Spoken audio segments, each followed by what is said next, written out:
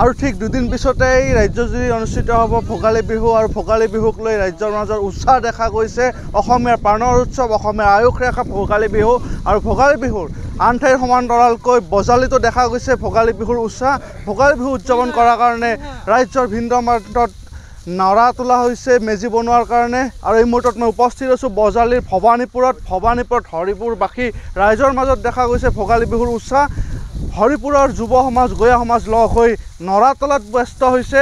তেওঁলোকে মেজি সাজিব আৰু অতীতৰ যি পৰম্পৰা ৰক্ষা কৰি ভোগালীৰ এসন্ধ্যা উদযাপন কৰি আহিছে, এইবেলিও তেওঁলোকে ভোগালী এসন্ধ্যা উদযাপন কৰিবলৈ লৈছে। মই জানিব বিচাৰিম তেওঁলোকৰ প্ৰস্তুতি সম্পৰ্কে। মোৰ সৈতে উপস্থিত আছে এগৰাকী হৰিপুৰৰ যুৱক, তেওঁৰ পৰা কিছু কথা জানিব বিচাৰিম। আচলতে প্ৰতি বছৰে এনেকৈ তোলা হয়, নৰা তোলা হয় গাঁৱৰ ডেকা বুঢ়া সকলোৱে মিলি।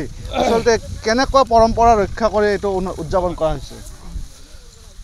নমস্কাৰ, আমি আপোনালোকৰ এই নিউজ চেনেলৰ জৰিয়তে সমূহ অসমবাসীক ভোগালী বিহুৰ ওলগ জনালোঁ। আৰু আমাৰ এই অনুষ্ঠানটো অতীজৰ পৰা চলি আহিছে এই পৰম্পৰা।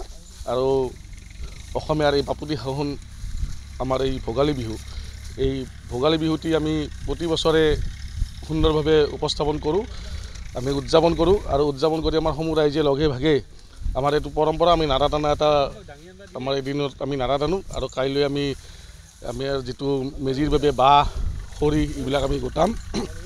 আৰু লগতে আমাৰ গোটেইবিলাকে লগ লাগি আমি আগদিনাখন উৰুকাৰ এটি মানে ভোজ ভাতো খাওঁ।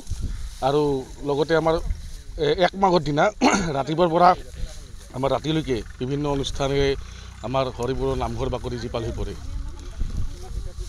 হয়, নিশ্চয়কৈ এইখিনিতে এখন ছবি ফুটি উঠিছে যে সমন্বয়তা বিহুৱে অসমীয়াৰ মাজত ৰক্ষা কৰি আহিছে। সেই সমন্বয়তা দেখা গৈছে, যাৰ পৰিপ্ৰেক্ষিতত গাঁৱৰ ডেকা বুঢ়া কণমান ছোৱালী ল'ৰা ছোৱালী ওলাই আহিছে নৰা টানিবলৈ, বাঁহ কাটিবলৈ।